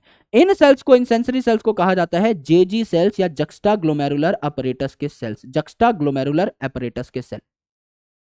तो जक्स्टा ग्लोमेरुलर अपरेटस के सेल कब एक्टिवेट हो जाते हैं? जब इनको पता लगता है कि ब्लड फ्लो कम है या आपका फिल्ट्रेट का फ्लो कम है। तो उनको पता लग जाता है यार ब्लड प्रेशर कम है, यार ब्लड फ्लो कम है, तो फिल्ट्रेशन रेट घटेगा। अब ब्लड बहुत तेजी से नहीं आ रहा है तो फिल्ट्रेशन भी कम होगी। उस प्रेशर पे ही तो डिपेंड करती है फिल्ट्रेशन, जितना तेजी से ब्लड भाग करके आएगा उतना ही बढ़िया फिल्ट्रेट बनेगा। तो ग्लोमेरुलर फिल्ट्रेशन रेट भी कम है, 125 ml फिल्ट्रेट बन ही नहीं पा रहा है 1 मिनट के अंदर।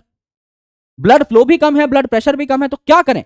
तो यहां पर ये जेजी सेल्स एक्टिवेट हो जाते हैं, जक्स्टा ग्लोमेरुलर सेल्स, और ये क्या करते हैं, ये आपका बीपी जब कम होता है, ब्लड फ्लो जब कम होता है, ग्लोमेरुलर फिल्ट्रेशन रेट जब कम होता है तो ये रेनिन रिलीज करते हैं। अब ये रेनिन नाम का जो हार्मोन है ये ब्लड में एंजियोटेंसिनोजन नाम का एक केमिकल होता है। एंजियोटेंसिनोजन यानी इनएक्टिव है, नाम के पीछे जन लग रहा है तो इसको कन्वर्ट कर देते हैं हम एंजियोटेंसिन 1 में, और एंजियोटेंसिन 1 जो है ये कन्वर्ट हो जाता है एंजियोटेंसिन 2 में।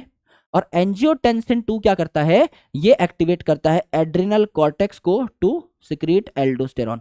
सर ये तो याद ही नहीं होगा, बिल्कुल याद होगा, फुल फॉर्म देख लो रास का, रेनिन एंजियोटेंसिन एल्डोस्टेरॉन सिस्टम, यानी नाम ही सब कुछ खुद बता रहा है।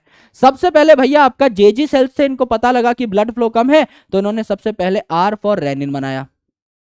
रेनिन ने आपका एंजियोटेंसिन 1 और एंजियोटेंसिन 2 बनाया, यानी रेनिन के बाद एंजियोटेंसिन बना। फिर इस एंजियोटेंसिन 2 ने एल्डोस्टेरॉन बनाया, और यही सिस्टम है।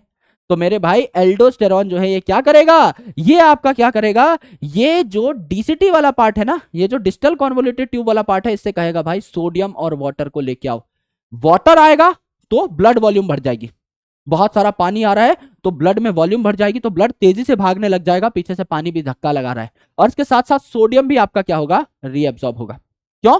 क्योंकि वाटर है तो हर चीज को डाइल्यूट करेगा, तो पीछे पीछे सोडियम भी आ रहा है कि जहां जहां ये डाइल्यूट करेगा वहां वहां मैं कंसंट्रेशन को मैनेज कर दूंगा।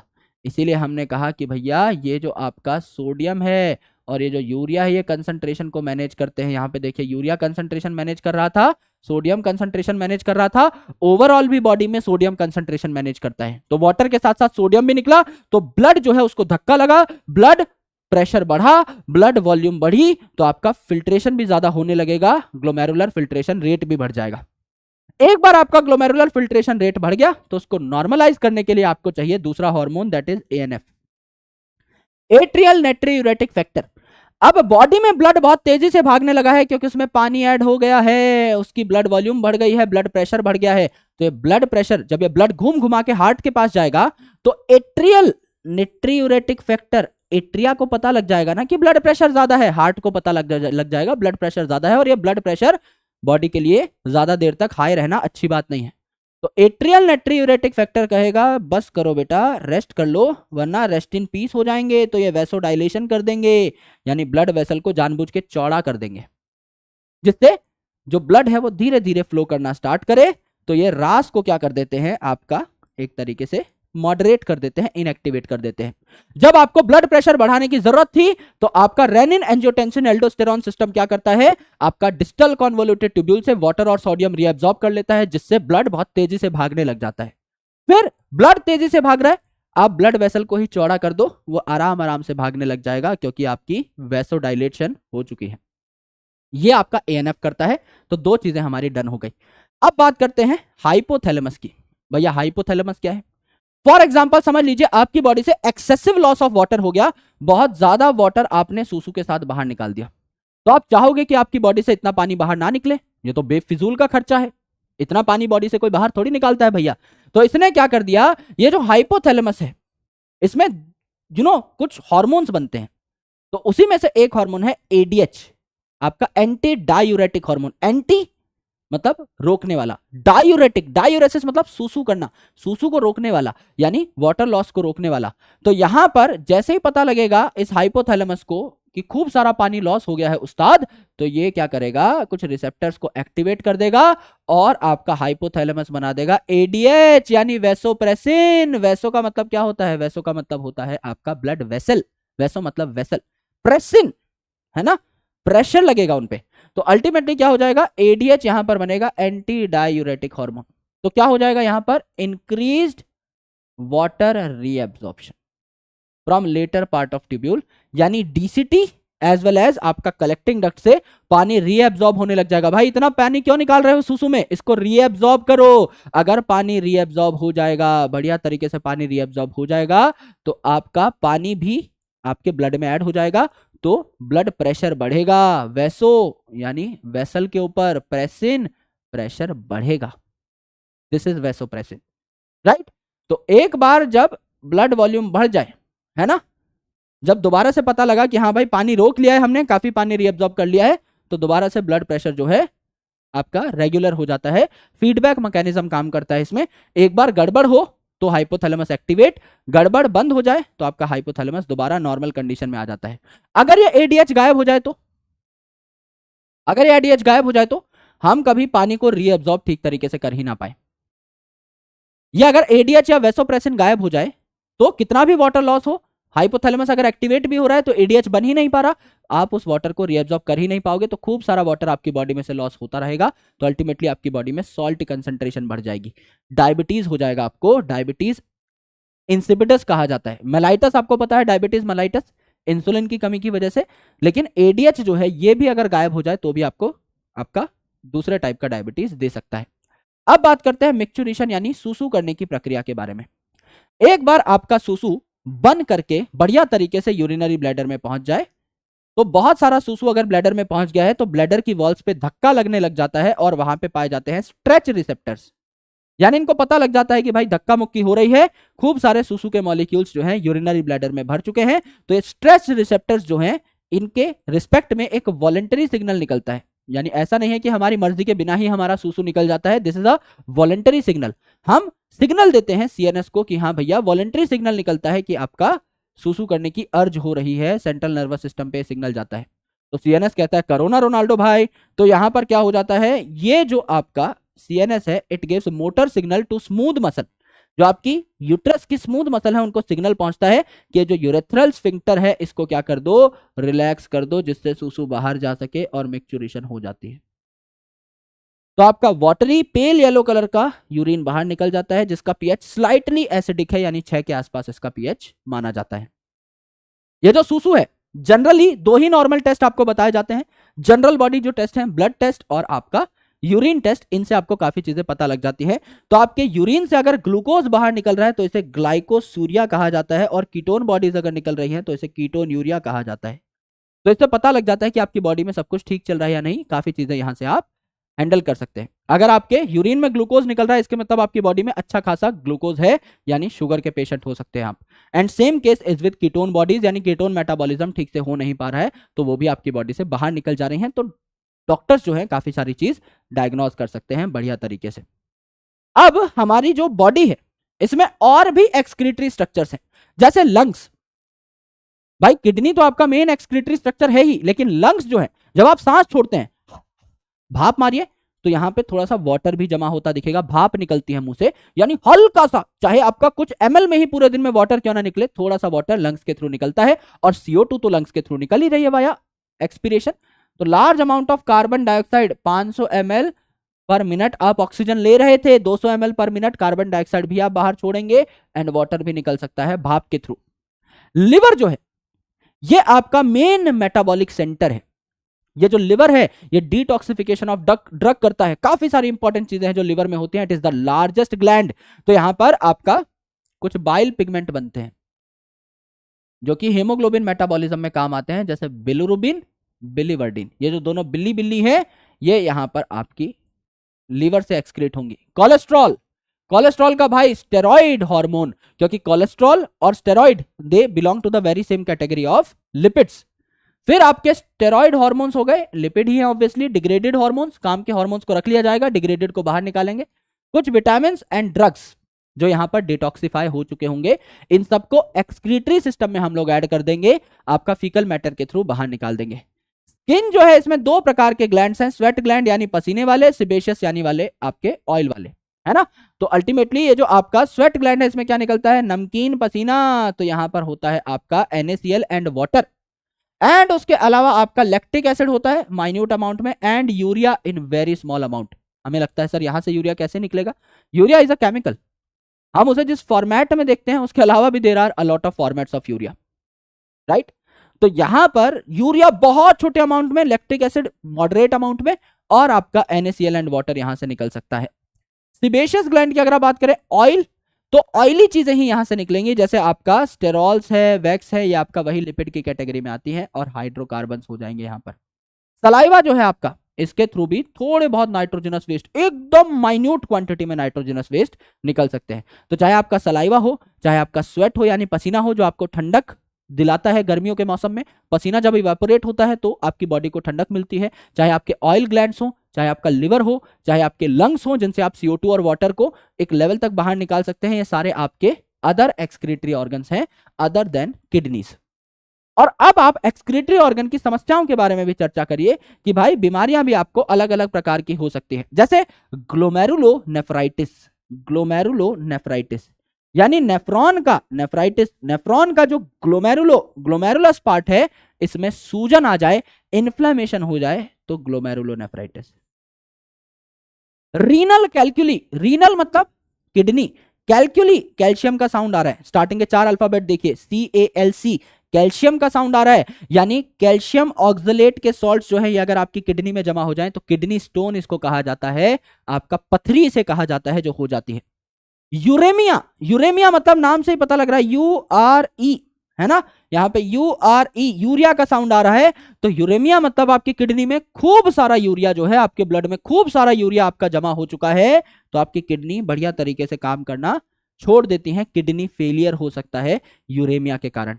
और किडनी फेलियर जो है इसका एक अल्टीमेट उपचार है कि आप किसी और की किडनी ले करके अपनी बॉडी में डाल लें, इसे ग्राफ्ट डोनेशन कहा जाता है। कोई और डोनर आपको किडनी दे सकता है और आपकी बॉडी में वो काम कर सकती है। इससे पहले काफी सारी चेकिंग होती है, मैचिंग होती है, क्योंकि कई बार आपकी बॉडी जो है वो किसी किडनी को एक्सेप्ट ही नहीं करती, बिकॉज आपकी किडनी जो है वो अलग थी और डोनर की किडनी जो है अलग है, रिलेटेड नहीं है, ना ब्लड ग्रुप मैच हो रहा है, ना काफी सारी चीजें मैच हो रही हैं, तो आपकी बॉडी जो है उस किडनी पर हमला कर देती है। वो सोचती है कोई फॉरेन ऑब्जेक्ट आ गया आपकी बॉडी में, तो उसको बैक्टीरिया समझ के, प्रोटोजोवन समझ के, फॉरेन मॉलिक्यूल समझ के हमारी बॉडी, हमारी इम्यून सेल्स उसके ऊपर हमला करना स्टार्ट कर देती हैं। लेकिन जिंदा रहना भी जरूरी है, किडनी भी चाहिए, तो हम कई बार क्या करते हैं, कुछ दवाइयां खाते हैं जिन्हें इम्यूनोसप्रेसिव एजेंट्स कहा जाता है। उन इम्यूनोसप्रेसिव एजेंट से हम हमारे इम्यून सिस्टम को सप्रेस कर लेते हैं कि भाई एक बार ये किडनी लग जाने दो, उसके बाद जो होगा देख लेंगे।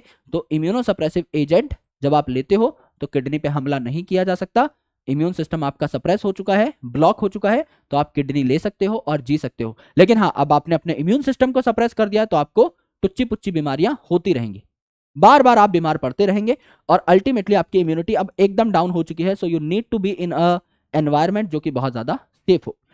अगर आपको किडनी नहीं मिल रही है और आपकी किडनी फेल भी है, ठीक से काम नहीं कर पा रही, तो आप एक और इस्तेमाल कर सकते हैं solution, that is called as dialysis. तो this is the setup of a dialysing machine, जो कि बहुत ज्यादा इफेक्टिव है ना। हालांकि ये 100% श्योर नहीं कर सकती कि आपका बढ़िया तरीके से सिस्टम चलता रहे, और इसमें टाइम भी काफी लगता है। अगर एक बार आपकी किडनी फेल हो जाए तो समझ लीजिए कि आप फिर कोई काम धंधा बहुत अच्छे तरीके से नहीं कर सकते, क्योंकि हफ्ते में लगभग 3 से 4 बार आपको हॉस्पिटल्स विजिट करने होंगे या किसी डायलाइजिंग मशीन वाले के पास जाना पड़ेगा, और लगभग 3 से 4 घंटा आपको एवरेज बैठना पड़ेगा, यानी आपकी आधी दिनचर्या जो है वो खत्म हो चुकी होगी। आधा दिन आपका लगभग इसी में लगेगा, half a week is for this purpose only, कि आप अपनी गंदगी, अपना कचरा साफ करवाने जा रहे हैं एक डायलाइजिंग मशीन के थ्रू। तो यहां क्या है, ये आपका हाथ है, इसमें से आपने एक आर्टरी ली है ना, आपने आर्टरी ली, तो ये जो आर्टरी है इससे आपने ब्लड निकाला, इसका प्रेशर रेगुलेट किया, प्रेशर मॉनिटर किया, और उसके बाद आपने इसमें क्या डाल दिया, हेपरिन डाल दिया, यानी आपने क्या डाल दिया यहां पर, एंटीकोएगुलेंट डाल दिया, क्योंकि अब आप अपनी बॉडी से ब्लड को बाहर निकाल रहे हो तो वो जम ना जाए, कत्था ना बन जाए उसका, इसलिए आपने एंटीकोएगुलेंट डाल दिया कि लिक्विड ही रहना चाहिए। तो आपने एक आर्टरी से, आर्टरी क्यों नहीं, इसका ब्लड प्रेशर ज्यादा है, तो आपका इस ब्लड प्रेशर को और मॉनिटर करके आपने यहां डाल दिया इन द ब्लड पंप, और इसको दोबारा से पंप कर दिया इन अ चैम्बर, जिसको हम कहते हैं डायलाइजिंग चैम्बर। ठीक है, अब यहां पर क्या है, सेलोफेन ट्यूब लगी हुई है, यानी यहां पर मेम्ब्रेन लगी हुई है, और यहां पर एक ऐसा सोल्यूशन है जिसमें प्लाज्मा के सारे कंटेंट हैं, बस नाइट्रोजनस वेस्ट नहीं है। अब आपका ये जो ब्लड है इसमें नाइट्रोजनस वेस्ट है, और यहां पे जो सोल्यूशन है आसपास इसमें नाइट्रोजनस वेस्ट नहीं है, तो ये जो आपका ब्लड है जब ये यहां से ट्रांसपोर्ट होगा तो नाइट्रोजनस वेस्ट जो है हाई कंसंट्रेशन से लो कंसंट्रेशन चले जाएंगे, हाई कंसंट्रेशन से लो कंसंट्रेशन चले जाएंगे, और कुछ नाइट्रोजनस वेस्ट आपका यहां पर निकल जाएगा इस सोल्यूशन में, करेक्ट। और आपका बचा हुआ जो ब्लड है, साफ ब्लड जो है, अब उससे नाइट्रोजनस वेस्ट निकल चुका है, वो आपका चला जाएगा आगे, और आगे ब्लड जब जाएगा तो इसमें आप क्या ऐड करेंगे, एंटी हिपरिन ऐड करेंगे। आपने एंटीकोएगुलेंट दिया था, अब आप एंटी हिपरिन ऐड करेंगे और इस ब्लड को दोबारा से कहां ले आएंगे, बॉडी में ले आएंगे, तो बॉडी में आपके पास साफ ब्लड आ चुका है। इसके कई राउंड्स लगते हैं। फॉर एग्जांपल समझ लीजिए आपके ब्लड में 100 नाइट्रोजनस वेस्ट के मॉलिक्यूल हैं, आराम से समझिएगा, समझ लिया आपके ब्लड में 100 नाइट्रोजनस वेस्ट के मॉलिक्यूल हैं, तो 100 नाइट्रोजनस वेस्ट के जो मॉलिक्यूल हैं इसको मैं साफ प्लाज्मा से अगर पास कराऊंगा तो डिफ्यूजन होगी। डिफ्यूजन कब तक होगी, जब तक दोनों सोल्यूशन में 50-50 मॉलिक्यूल ना चले जाएं। 100 नाइट्रोजनस वेस्ट के मॉलिक्यूल थे आपके ब्लड में, अब डिफ्यूजन कब तक होगी, high concentration to low concentration. कब तक आपकी मैनेज रहेगी कंसंट्रेशन, जब तक दोनों जगह मॉलिक्यूल बराबर ना हो जाए, यानी 50 मॉलिक्यूल निकल गए इस ब्लड से नाइट्रोजनस वेस्ट के, 50 चले गए इस फ्लूइड में जो कि अब गंदा हो चुका है, इसमें भी नाइट्रोजनस वेस्ट है, और 50 मॉलिक्यूल्स आपके इस ब्लड में रह गए।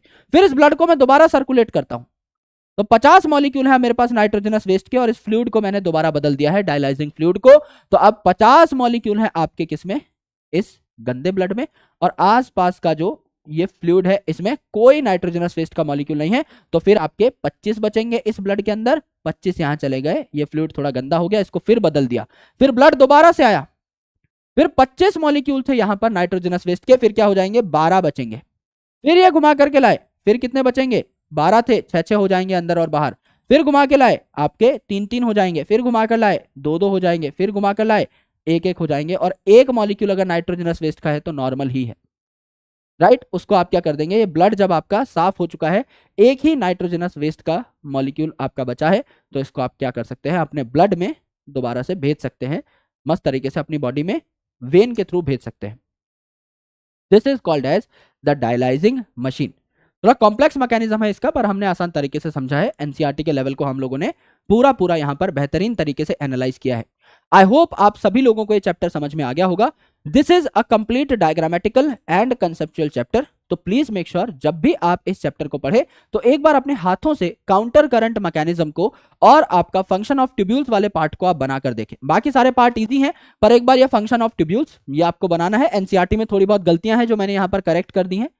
जैसे पोटेशियम वहां पर दिखाया हुआ है कि आपका एक तरीके से कह रहे हैं रीएब्जॉर्ब होता है पर ज्यादा सिक्रीट होता है, तो सिक्रीशन की ओर आप क्या करेंगे, एरो दिखाएंगे। देन यहां पर काउंटर करंट मैकेनिज्म जो है ये भी अगर आप बनाकर देखेंगे, it will give you more clarity. तो ये हमारा चैप्टर था excretory products and their elimination. In the next chapter we are going to talk about locomotion and movement, उसके बाद न्यूरल कंट्रोल एंड कोऑर्डिनेशन, उसके बाद आपका केमिकल कंट्रोल एंड इंटीग्रेशन यानी फिजियोलॉजी के बचे हुए चैप्टर्स को भी हम लोग बहुत बढ़िया तरीके से करने वाले हैं। Out of 6 chapters in your syllabus 3 chapters आज हम लोग कंप्लीट कर चुके हैं। आगे आने वाले 3 चैप्टर्स आप तक बहुत जल्दी पहुंच रहे होंगे। तब तक के लिए अपने ख्याल रखिए और पढ़ाई करते रहिए। Thank you so much, lots of love, जय हिंद। अगर सेशन पसंद आया तो Vipu sir OP in the comment section please, या फिर तारा रारा, जिससे कि हमारा मोटिवेशन बढ़ता रहे एंड हम लोग आगे और मेहनत करते रहे और ज्यादा शानदार कंटेंट आप लोगों के लिए लाते रहे। Thank you, lots of love, जय हिंद, शुक्रिया।